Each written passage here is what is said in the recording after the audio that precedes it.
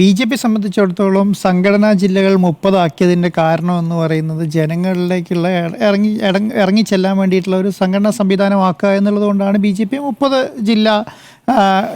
ജില്ലാ പ്രസിഡന്റുമാരെ കൊണ്ടുവരാനുള്ള കാരണം. അതോടുകൂടി എന്താ സംഭവിക്കുക, സാധാരണ നോർമലി എന്താ സംഭവിക്കുക എന്ന് പറയുന്നത്, ഓരോ ബി.ജെ.പി പ്രസിഡന്റ് വരുമ്പോഴും അതിൻ്റെ കൂടെ തന്നെ ആ പാർട്ടിയുടെ ജനറൽ സെക്രട്ടറി വരികയും ജില്ലാ വൈസ് പ്രസിഡന്റുമാർ വരികയും അങ്ങനെ ഒരു വലിയ നിര ഓരോ ഏരിയ കേന്ദ്രീകരിച്ച് വരും.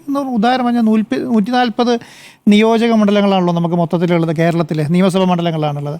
ഈ നിയമസഭാ മണ്ഡലങ്ങളിൽ ആവറേജ് നോക്കുകയാണെങ്കിൽ ഒരു 4 നിയമസഭാ മണ്ഡലത്തിന് ഒരു ബി.ജെ.പി ജില്ലാ പ്രസിഡന്റ് വന്നു എന്നുള്ളതാണ് അതിൻ്റെ ഒരു കാര്യമായി എടുക്കേണ്ടത്. അപ്പോൾ ബി.ജെ.പിക്ക് എവിടെയാണോ സ്വാധീനം കുറവുള്ളത് ആ സ്ഥലങ്ങളിലേക്ക് കൂടുതൽ ഇറങ്ങിച്ചെല്ലാൻ വേണ്ടി ഈ സംഘടനാ സംവിധാനം പാകമാക്കുക എന്നുള്ളതാണ് കേന്ദ്ര നേതൃത്വം ഉദ്ദേശിച്ചിട്ടുള്ളത്. അതുകൊണ്ട് എന്താ സംഭവിച്ചത്, ജില്ലാ നേതൃത്വത്തിന് വേണ്ടിയിട്ട് ആരെയൊക്കെ ജില്ലാ പ്രസിഡന്റുമാരാകണം, എങ്ങനെ ജില്ലാ പ്രസിഡന്റുമാരാകണം എന്നുള്ളത് ഇവർക്ക് ഇപ്പോൾ ഉള്ള ഔദ്യോഗിക പക്ഷത്തിനാണെങ്കിലും വിവിധ പക്ഷത്തിനാണെങ്കിലും ഒറ്റയ്ക്ക് തീരുമാനം എടുക്കാൻ പറ്റാതെ വന്നു. ഇപ്പോൾ കൃഷ്ണകുമാർ പക്ഷത്തിനാണെങ്കിലും എം.ടി. രമേശ് അടക്കമുള്ള ആൾക്കാരുടെ പക്ഷത്തിനാണെങ്കിലും സുരേന്ദ്രൻ മുരളീധരൻ പക്ഷത്തിനാണെങ്കിലും എല്ലാം ഒറ്റയ്ക്ക് തീരുമാനം എടുക്കാൻ പറ്റാത്തൊരവസ്ഥ ഇപ്പോഴത്തെ സംസ്ഥാന ബി.ജെ.പിയിലുണ്ട് എന്നുള്ളത്. എങ്കിലും ഞാൻ വിചാരിക്കുന്നത് കേരളത്തിലെ പ്രബലമായ വിഭാഗം എന്ന് പറയുന്നത് ബി.ജെ.പിയിലെ പക്ഷം എന്ന് പറയുന്നത് മുരളീധരൻ സുരേന്ദ്രൻ പക്ഷം തന്നെയാണ്. കാരണം അവർ കഴിഞ്ഞ 10-15 വർഷമായിട്ട് അധികാരം കൈയാളുന്ന ബി.ജെ.പിയുടെ സംസ്ഥാന പ്രസിഡന്റായിട്ടും യുവമോർച്ചൻ്റെ പ്രസിഡന്റുമാരായിട്ടും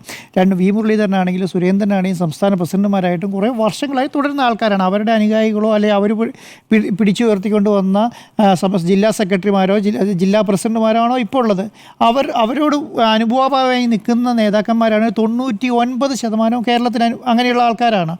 ഞാനിപ്പോൾ നിങ്ങൾ ശ്രദ്ധിച്ചാൽ മനസ്സിലാകും, കേരളത്തിൻ്റെ ജില്ലകളിൽ ഈ കൃഷ്ണദാസ് പക്ഷം എന്ന് പറയുന്നത് ഞാൻ വിചാരിക്കുന്നത് ഒരു മാധ്യമ സൃഷ്ടി എന്നുള്ളതിനേക്കാൾ അപ്പുറം വലിയ രീതിയിലുള്ള ഒരു ഗ്രാസ് റൂട്ടിൽ ഇറങ്ങി വർക്ക് ചെയ്യുന്ന സംവിധാനം ഇല്ല.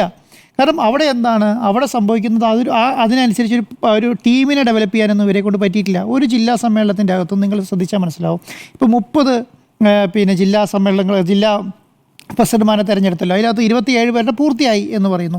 അതിനകത്ത് എവിടെയാണ് നമ്മൾ അങ്ങനെ ഒരു ബഹളം കേട്ടത്? ഒരു സ്ഥലത്തും കേട്ടിട്ടില്ല. കാരണം ആരെയൊക്കെയാണോ ജില്ലാ പ്രസിഡന്റ് ആക്കേണ്ടത് അവരെല്ലാം ഒരു പരിധി വരെ ജില്ലാ പ്രസിഡന്റ് ആക്കി. ആരാണോ ജില്ലാ പ്രസിഡന്റ് കുപ്പായങ്ങൾ ഇട്ടിരിക്കുന്നത്, പക്ഷേ ഏത് ഏരിയയിൽ ജില്ലാ പ്രസിഡന്റ് ആയി എന്നുള്ളതിനാണ് അത് പ്രത്യേകത. ബി.ജെ.പിക്ക് സ്ട്രോങ് ഹോൾഡായ സ്ഥലങ്ങളിലാണോ അല്ലാത്ത സ്ഥലങ്ങളിലാണോ അങ്ങനെയുള്ളതാണ്. അപ്പം ഒതുക്കേണ്ടവരെ കറക്റ്റായിട്ട് തന്നെ ഒതുക്കിയിട്ടുണ്ട്.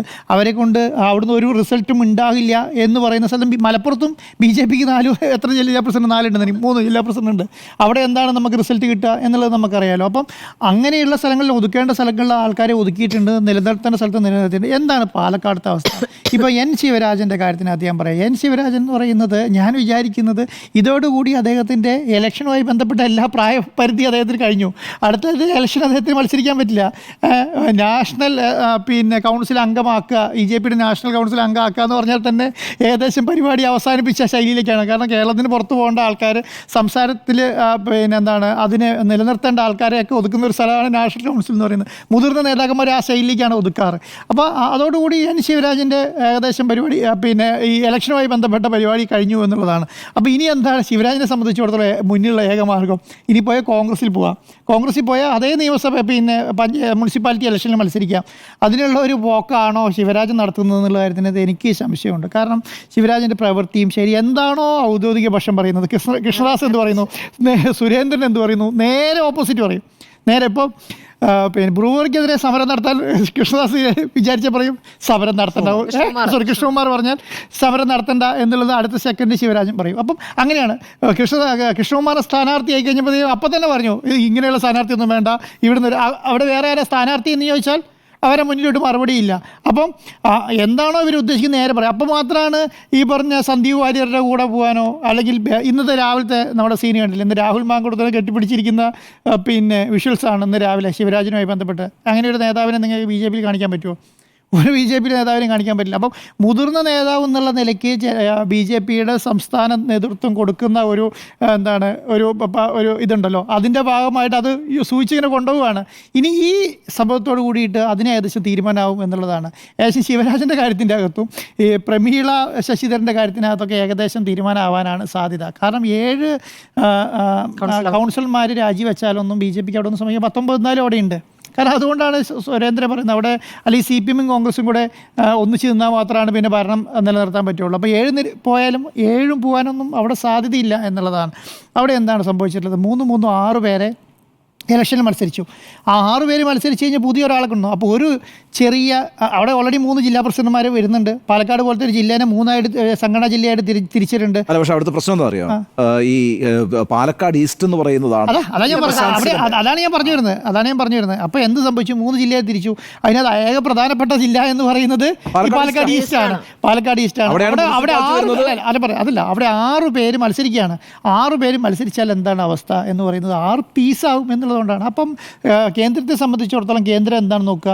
അവിടുന്ന് RSSനോട് അഭിപ്രായം മേടിക്കും, അല്ലെങ്കിൽ പാർട്ടി സംസ്ഥാന നേതൃത്വം ഇപ്പോഴുള്ള കറണ്ട് സംസ്ഥാന നേതൃത്വത്തോട് അഭിപ്രായം മേടിച്ചിട്ട് ഒരാളെ നിങ്ങൾക്ക് സജസ്റ്റ് ചെയ്യാനാണോ എന്ന് ചോദിക്കും. സജസ്റ്റ് ചെയ്യുമ്പോൾ അതാണ് പ്രശാന്ത് ശിവനെയാണ് അവിടെ അപ്പോയിൻറ്റ് ചെയ്തത് എന്ന് പറഞ്ഞാൽ അങ്ങനെയല്ല ചെയ്യേണ്ടതെന്നുണ്ടോ? അങ്ങനെ ചെയ്യേണ്ടതെന്നില്ലല്ലോ. 6 പേര് മത്സരിക്കുന്ന സ്ഥലത്ത് 33, 31 ഒക്കെ ആയിട്ട് നിൽക്കുകയാണ്. BJP-യിൽ പ്രവർത്തിച്ച പരിചയമില്ല. അല്ല, യുവമോർച്ചേൻ്റെ പിന്നെ അവിടുത്തെ ജില്ലാ പ്രസിഡന്റ് ആയിരുന്നു. യുവമോർച്ചേൻ്റെ ജില്ലാ പ്രസിഡന്റ് എന്ന് പറഞ്ഞിട്ടുണ്ടെങ്കിൽ നമ്മുടെ K. സുരേന്ദ്രനില്ലേ സംസ്ഥാന പ്രസിഡന്റ്, അയാൾ എങ്ങനെയാണ് സംസ്ഥാന പ്രസിഡന്റ് ആയത്? യുവമോർച്ചയുടെ സംസ്ഥാന പ്രസിഡന്റ് ആയിരുന്നു. മനസ്സിലായി? യുവമോർച്ചയിൽ പ്രവർത്തിക്കുക എന്ന് പറഞ്ഞാൽ അത്ര ചെറിയ കാര്യമില്ല. അവിടെ നിയമസഭാ ഇലക്ഷന് മത്സരിച്ചിട്ടുണ്ടെന്നേ. നിയമസഭാ ഇലക്ഷന് ആലത്തൂർ മത്സരിച്ച ഒരു സ്ഥാനാർത്ഥി, BJP സ്ഥാനാർത്ഥിത്വം കൊടുത്ത ഒരാള്. കോൺഗ്രസിന്റെ യുവജന വിഭാഗത്തിന്റെ അധ്യക്ഷനെ MLA ആകാം, ഇവിടെ നമ്മൾ റഫീഖിനെ പറയുമല്ലോ, CPM-ന്റെ വയനാട് ജില്ലാ സെക്രട്ടറി ആരാ? പ്രായം എത്രയാ? 34 വയസ്സുള്ള റഫീഖാണ് പിന്നെ ജില്ലാ സെക്രട്ടറി ആയിട്ട്. ഇതുവരെയുള്ള മാനദണ്ഡമല്ല, ധാരാണ് ഈ മാനദണ്ഡം നിശ്ചയിക്കുന്നത്. കേന്ദ്രത്തിന്റെ മാനദണ്ഡമൊന്നുമല്ലല്ലോ. അല്ല, ഇത് ശിവരാജൻ പറഞ്ഞ മാനദണ്ഡമാണ്. പാലക്കാട് ഒരു മാനദണ്ഡം നിശ്ചയിക്കും. പൊതുവെ ഇപ്പം എന്താണ് നിങ്ങൾ സംസാരിച്ചിട്ടുണ്ടോ? പാലക്കാട് ജയിക്കാൻ സാധ്യതയുള്ള ഒരു മണ്ഡലം, അത് ആരാണ് ആ മണ്ഡലത്തെ നശിപ്പിച്ചതെന്നറിയോ? ആ നശിപ്പിച്ചത് പാലക്കാടുമായി ബന്ധപ്പെട്ടുള്ള സംസ്ഥാന നേതാക്കന്മാർ മാത്രമാണ്, അല്ലാതെ വേറെ ആരെങ്കിലും ആണോ?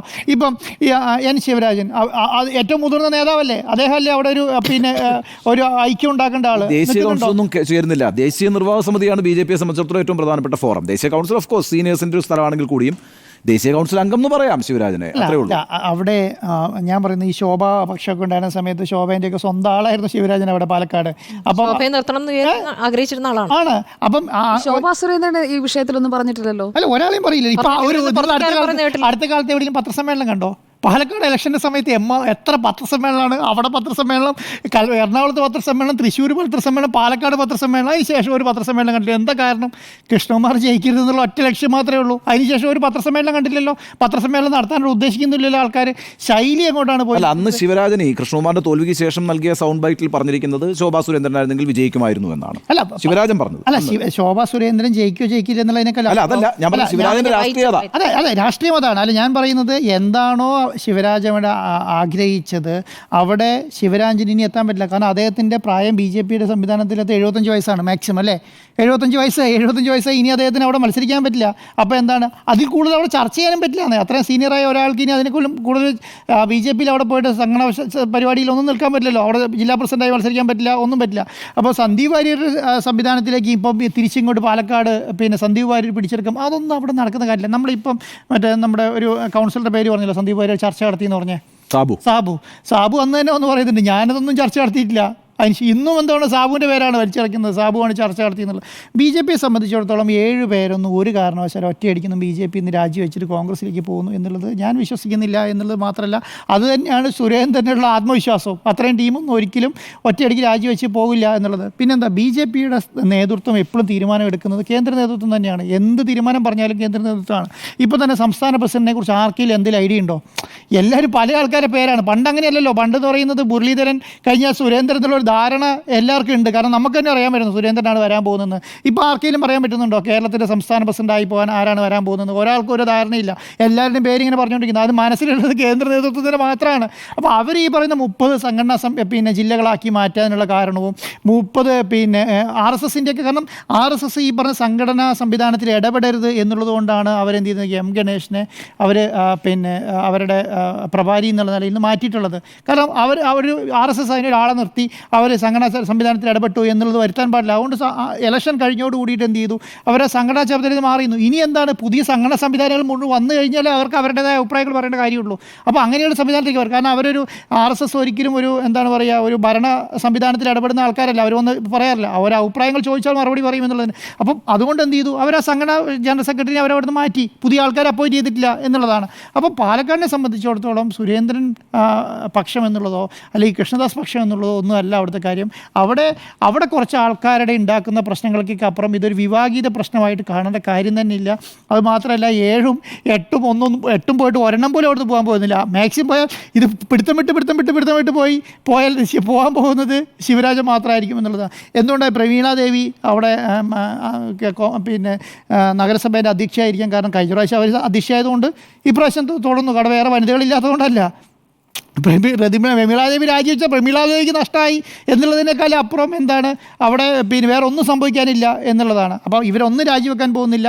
പിന്നെ എന്താണ്, വിമത സ്വരങ്ങൾ എല്ലാ കാലത്തും BJP-യിലുണ്ട്. എല്ലാ കാലത്തുള്ള BJP കാര്യങ്ങളും പുറത്തേക്ക് വരലുണ്ട്.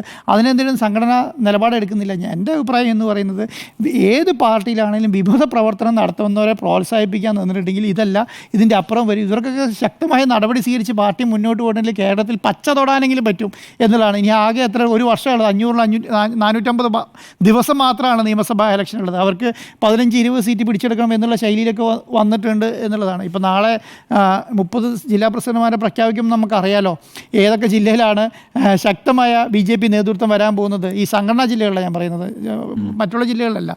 ഏതൊക്കെ സംഘടനാ ജില്ലകളാണ് ശക്തമായ മുന്നേറ്റം ഉണ്ടാകാൻ പോകുന്നത് എന്നുള്ളത് നമുക്കറിയാലോ. അപ്പം നാളെയോടുകൂടി ഇതിനേകദേശം തീരുമാനമാവും. പ്രഖ്യാപിക്കുന്നതോട് കൂടിയിട്ട് പാലക്കാടത്തെ വിമത പ്രശ്നങ്ങളെല്ലാം കെട്ടടങ്ങും എന്നുള്ളതാണ് ഞാൻ വിശ്വസിക്കുന്നത്.